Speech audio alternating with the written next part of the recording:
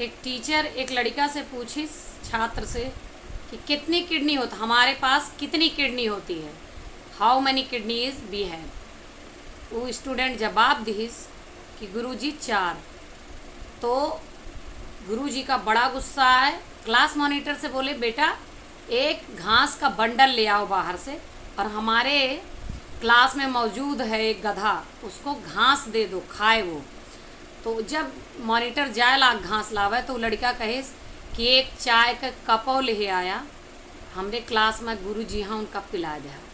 तो गुरुजी का बड़ा गुस्सा है कि हमें जो ना यह तरह चिढ़ावता है। कहें कि जब तू गधा है तब हमने तुझे गधा कहा, तूने चाय क्यों मंगवाई? कहें आप हमारे गुरु है इसलिए मंगवान। कहें अच्छा एक बात बता, तुझे बात मेरी इतनी बुरी लग गई, क्या मैंने गलत कहा किसके पास 4 किडनी होती है? तो कहिस गुरुजी हमहू गलत ना है, कहने 4 किडनी होत है हमरे और आपके पास मिलाए के 4 किडनी भय कि ना भय। इंग्लिश में बी के मतलब बहुवचन में होता है, मतलब 2 लोगों के लिए 3 लोगों के लिए प्रयोग होता है बी हमारे। और हिंदी में अगर आप ये पूछे होते हैं कि तुम्हारे पास कितनी किडनी है तो हम सही जवाब देते।